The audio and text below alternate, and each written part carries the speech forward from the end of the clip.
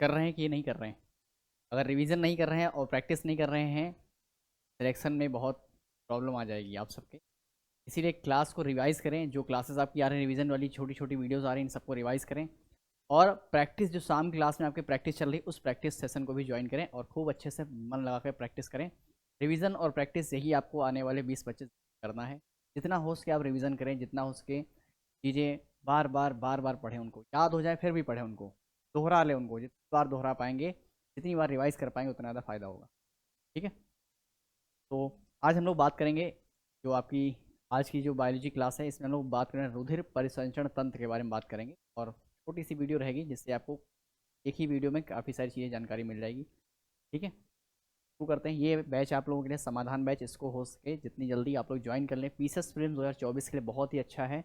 CSAT में मिलेगा आपको, टेस्ट पेपर पूरा मिलेगा, अभ्यास टेस्ट सीरीज भी आपको इसमें बिल्कुल फ्री ऑफ कॉस्ट मिलेगा। तो ये सारी चीज़ें हैं, आप इसको ज्वाइन कर लें जितनी जल्दी हो सके। ठीक है, आते हैं पर हमारा टॉपिक होने वाला है परिसंचरण तंत्र। रुधिर परिसंचरण तंत्र क्या होता है? ब्लड सर्कुलेटरी सिस्टम बोलते हैं इंग्लिश में इसको, ब्लड सर्कुलेटरी सिस्टम। इसमें पाया जाता है, ध्यान रखें, मनुष्य और जंतुओं, कशेरुकी और कुछ अकशेरुकियों के शरीर के भीतर क्या होता है, पदार्थ के परिवहन के लिए होता है। पदार्थ के परिवहन के लिए एक तंत्र होता है, इसको क्या बोलते हैं? रुधिर परिसंचरण तंत्र। ध्यान रखेंगे इस चीज़ को। दूसरा यहाँ पर, ये परिसंचरण तंत्र कार्य क्या है, ये भी हमें समझना है कि ये ब्लड सर्कुलेटरी सिस्टम का काम क्या होता है। और तीसरी बात देखेंगे कि कैसे ये होता कैसे है, क्या क्या इसमें ज़रूरी चीज़ें होती हैं। पहले यहाँ पर हम बात करने वाले हैं कार्य के बारे में। आपको पता है ये नोट्स हमारा जो है बिल्कुल शॉर्ट नोट्स की तरह इसको हमने बनाया है, जो आपके रिवीजन के लिए बहुत ही बढ़िया है। यहाँ पर कार्य की अगर बात करें, परिसंचरण तंत्र के कार्य, यहाँ पर अवयव के हम बारे में बात करेंगे, हृदय के बारे में पढ़ेंगे बाद में। तो फेफड़ों से शरीर की कोशिकाओं एवं ऊतकों तक ऑक्सीजन का परिवहन करना कार्य है परिसंचरण तंत्र। काम क्या है? ऑक्सीजन का परिवहन करना। कहाँ से? फेफड़ों से कोशिकाओं एवं ऊतकों तक ऑक्सीजन का परिवहन करेंगे। दूसरा कार्य क्या है? अमोनिया, यूरिया और यूरिक अम्ल का शरीर के विभिन्न भागों से उत्सर्जी अंगों तक परिवहन होता है। शरीर के विभिन्न भागों से उत्सर्जी अंगों तक परिवहन होता है, किसका? परिसंचरण तंत्र का।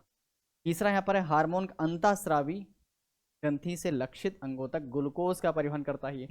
एक तो यहाँ पर ग्लूकोज का परिवहन हुआ, दूसरा यहाँ पर उत्सर्जी अंगों से क्या, यहाँ पर अमोनिया, यूरिया, यूरिक एसिड, इन सबको निकालना है और क्या करना है? ऑक्सीजन का परिवहन करना। तो ये से कार्य हो गए। तीसरा यहाँ पर देखो, वसी अम्ल विटामिन का अवशोषण कर शरीर के विभिन्न भागों तक परिवहन करना, ये भी इसका ही कार्य है। ध्यान रखेंगे ये चीज़ें कि वसी अम्ल विटामिन आदि का अवशोषण कर शरीर के विभिन्न भागों तक परिवहन करना क्या है? ये भी परिसंचरण तंत्र का ही कार्य है, याद रखेंगे इस चीज।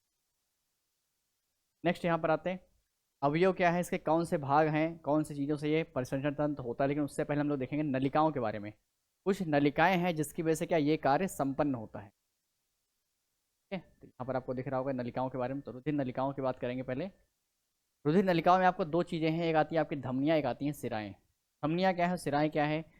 अगर आपको डिटेल से इन चीज़ों को पढ़ना है तो हमने पूरी क्लास इस पर पढ़ाई हुई है, आप जाके क्लास को देख सकते हैं, वहाँ पर आप चीज़ों डिटेल से पढ़ेंगे। ये क्लास रिवीजन पर्पज से, अगर आपने पढ़ रखा तो आप यहाँ से रिवाइज कर सकते, रिकॉल कर सकते हैं। धमनियाँ क्या है? तो रुधिर को हृदय से कहाँ जाएगा? विभिन्न अंगों तक। रुधिर को हृदय से विभिन्न अंगों तक पहुँचाती कौन? ये धमनियाँ। हृदय से आपके पूरे शरीर में हर जगह ब्लड जाए, ये कौन करे? ये कार्य करती है धमनी। याद रखेंगे, मोटी मोटी बात है बिल्कुल। और फुसफुस धमनी के अतिरिक्त सभी धमनियाँ क्या है? शुद्ध रुधिर ले जाती हैं। फुसफुस धमनी जो है ये क्या करेगी? अशुद्ध रुधिर ले जाती है, एकमात्र है, अपवाद है ये। बाकी सभी धमनियाँ क्या है? अगर क्वेश्चन में धमनियों में अशुद्ध रुधिर प्रवाहित होता है, गलत है स्टेटमेंट। क्योंकि धमनियों में क्या है? शुद्ध रुधिर प्रवाहित। जब तक कि नाम देकर ना पूछे कि फुसफुस धमनी में ही अशुद्ध रक्त बहता है, तो ये बिल्कुल सही बात है कि फुसफुस धमनी में क्या है? क्या है? अशुद्ध रुधिर रहेगा, बाकी सब में शुद्ध रुधिर बहता है। तो धमनियों कार्य होता है शुद्ध रुधिर को प्रवाहित करना। क्यों शुद्ध रुधिर? क्योंकि आपको पता है शरीर के हृदय से अन्य भागों तक जाएगा।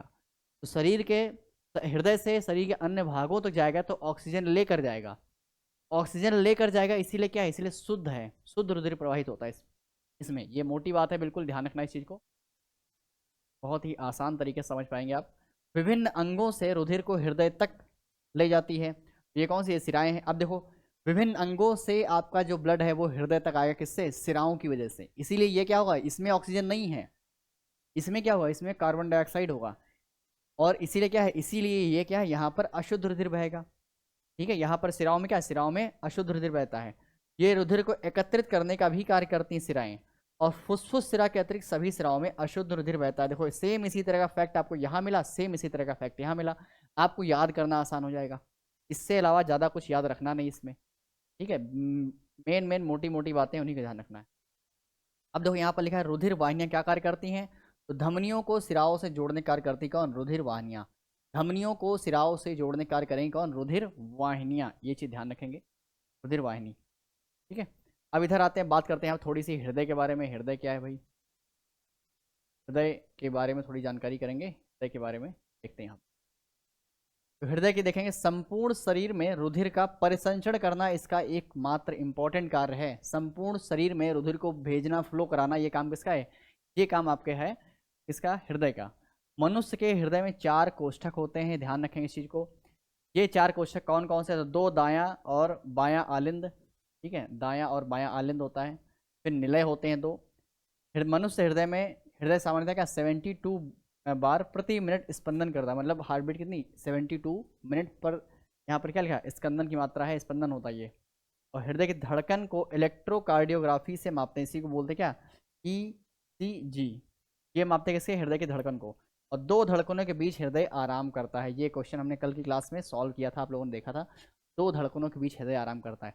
बहुत से लोगों ने आंसर गलत किया, लेकिन आप जब इस नोट्स को पढ़ लोगे तो आपका ये क्वेश्चन जो है गलत होता था, ये अब गलत नहीं होगा। यहाँ बात हमने करी परिसंचरण तंत्र के बारे में। देखो मुश्किल से 4-5 मिनट में आप समझ गए होंगे परिसंचरण तंत्र क्या है, हृदय काम क्या करता है, सिराओं का काम क्या है, धमनियों का काम क्या है, आर्टरी और वेन्स के बारे में भी आपने पढ़ लिया। अब आते हैं ब्लड के ऊपर, ठीक है, ब्लड जो कि बहुत इंपॉर्टेंट है। अब ये ब्लड जैसे आपने समझ लिया कि भाई ब्लड बहेगा कैसे, अब ये समझना ब्लड ही क्या होता है, ब्लड क्या है पहले ये भी तो पता होना चाहिए। यहाँ से एग्जाम में क्वेश्चन आते हैं, अगर आपको नहीं पता कि सर क्वेश्चन कैसे आते हैं, जो हमने प्रैक्टिस सेशन में प्रैक्टिस सेट करवाए हैं आप उसको जाकर देखो, वहाँ पर आपको आइडिया हो जाएगा। रुधिर की पीएच वैल्यू 7.4 होती है, ध्यान रखेंगे। परिसंचरण तंत्र अगर कैसा हो देखो तो 2 तरह के होते हैं, एक होता है खुला होता है, एक होता है बंद। तो 2 तरह का परिसंचरण तंत्र है, खुला है एक बंद है। अब आपको ध्यान रखें कहाँ किसमें खुला है किसमें बंद है। तो खुले वाले में क्या होता है, देखो रुधिर का दाब तथा कम गति से, रुधिर का दाब तथा कम गति से बहता है। इसलिए किसमें खुला वाला होगा, तिलचट्टे में, कीट में, मकड़ी में। तो जितने कीड़े मकोड़े होते हैं इन सब में परिसंचरण तंत्र कैसा होगा, इन सब में होता है आपका खुला परिसंचरण तंत्र। लेकिन जितने भी कशेरुकी प्राणी होते हैं इन सब में कैसा, इन सब में बंद होता है। तो मनुष्य में कैसा मिलेगा, मनुष्य में क्लोज्ड वाला मिलेगा। रुधिर बंद नलिकाओं से बहता है। रुधिर एक पाइप के माध्यम से पूरे शरीर में बहेगा, वो क्या है, वो आपका है बंद परिसंचरण तंत्र। रुधिर में बहने लिए कोई पाइप ना हो, ऐसे पूरा नदी की तरह फ्लो में बह रहा है, तो वो कैसा, वो आपका खुला परिसंचरण तंत्र हो गया। बिल्कुल सिंपल सा है, ठीक है।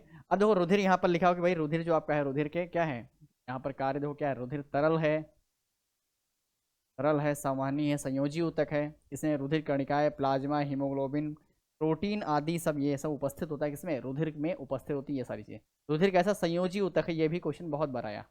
अब यहाँ पर रुधिर के घटक की बात करें, रुधिर में क्या क्या चीजें शामिल हैं, रुधिर में क्या शामिल होता है इसको जान ले। रुधिर में आपका शामिल है प्लाज्मा, कितना % है, ये क्वेश्चन आया हुआ है, बीपीएससी में बहुत बार पूछा गया, आरओ पीसीएस में सब में पूछा गया क्वेश्चन। रुधिर में प्लाज्मा की मात्रा 55% होती है, इसी में 91% जल होता है। तो ये चीज ध्यान रखना कि रुधिर में प्लाज्मा कितना 55% है, और उस 55% प्लाज्मा में जल कितना है 91%, बाकी कार्बनिक और अकार्बनिक पदार्थ होते हैं। दूसरा क्या है, आपके रुधिराणु मिलते हैं, कॉर्पसेल्स मिलती हैं 45%। इसी कॉर्पसेल में आपकी आती है प्लेटलेट्स, इसी में आती है डब्ल्यूबीसी, इसी में आती है आपकी आरबीसी। डब्ल्यूबीसी रक्त का थक्का बनाने में सहायक होती है, सॉरी प्लेटलेट्स आपके रक्त का थक्का बनाने में। डब्ल्यूबीसी रोगों से लड़ने की क्षमता किसके पास है, ये क्षमता डब्ल्यूबीसी के पास। ये कितनी है टोटल 45%, देखो ये है खाली, पूरे ब्लड में 45% है ये। तो प्लेटलेट्स रुधिर का धक्का बनाने में सहायक है, डब्ल्यूबीसी रोगों से लड़ने की क्षमता है। आरबीसी में क्या है, आरबीसी में आपको मिलेंगे एंटीजन ए और एंटीबॉडी ए, ये दोनों चीज़ें आपको कहाँ मिलेंगी, आरबीसी में। ध्यान रखेंगे आपसे एग्जाम क्वेश्चन पूछे कहाँ मिलेंगी ये चीज़ें, तो आपको ध्यान आरबीसी में मिलती हैं। एंटीजन की अनुपस्थिति में एक विशेष प्रकार की प्रोटीन पाता है जिसे एंटीबॉडी कहते हैं। एंटीजन अगर नहीं है तो उसमें क्या एंटीबॉडी मिलेगी। एंटीबॉडी क्या है, तो एंटीजन की अनुपस्थिति में एक विशेष प्रकार की प्रोटीन पाई जाती है जिसे एंटीबॉडी कहते हैं। एंटीजन ए एंटीजन बी, यहाँ पर ध्यान रखना दोनों चीज़ें। अब यहाँ बात करें मानव रुधिर में क्या है, रक्त समूह खोज, कॉरलैंड स्टीनर ने करी रक्त समूह की खोज। कौन कौन से प्रकार हैं, तो यहाँ पर आप थोड़ा सा देख लें इसके बारे में, कौन से। ए है, ए में क्या है, एंटीजन ए है और एंटीबॉडी स्मॉल बी है। देखो एंटीजन को कैपिटल लेटर से और एंटीबॉडी को स्मॉल लेटर से लिख, ठीक है। इसीलिए कैसा बनेगा ये आप ऐसा देख सकते हो यहाँ पर भाई, यहाँ पर देखें एंटीजन ए और एंटीबॉडी बी। बी ग्रुप में क्या है, एंटीजन बी और एंटीबॉडी ए होगी।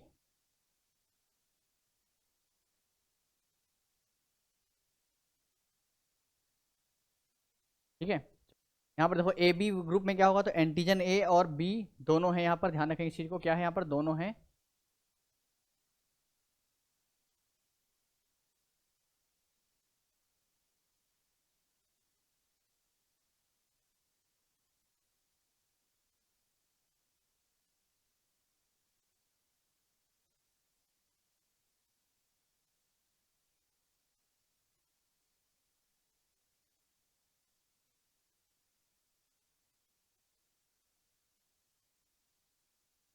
चलिए यहाँ पर देख लेते हैं फिर थोड़ा सा।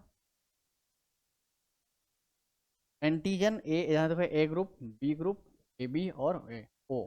ओ क्या बोलते हैं, इसको बोलते हैं सर्वदाता, ये आपको ध्यान रखना है, सर्वदाता है। इसमें एंटीजन अनुपस्थित होगा, ध्यान रखना। ये सर्वदाता क्यों है, क्योंकि इसमें क्या है, एंटीजन नहीं पाता, इसलिए सर्वदाता है। यूनिवर्सल डोनर है कौन, ओ।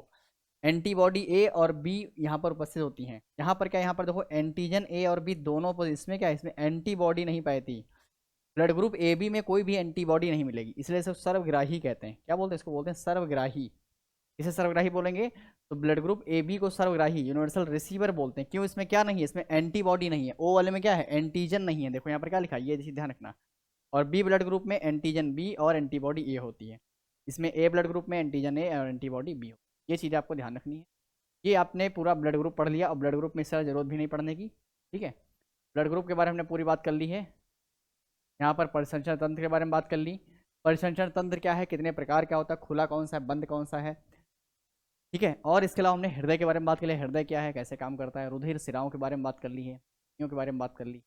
और ब्लड के बारे में जितना थोड़ी सी ज़रूरी जानकारी है उतनी कर ली, बहुत है। अब इसी के साथ आपकी ये वीडियो और इसी के साथ आपकी क्या हो, बायोलॉजी आपकी एंड हो जाती है। ठीक है, मिलते हैं फिर हम लोग अगली क्लास में। फिजिक्स और केमिस्ट्री को अब जल्दी जल्दी कवर करेंगे। तो आपने देखा 5 से 6 क्लास में हमने पूरी बायोलॉजी आपको खत्म। छोटी वीडियो जो मुश्किल से 2-2.5 घंटे में आप बैठ के पूरी वीडियोस को पढ़ लोगे, देख लोगे और अपने पेपर सॉल्व करवा रहा। इसी तरह से रिवीजन करोगे तब जाके आप कई बार रिवीजन कर पाओ।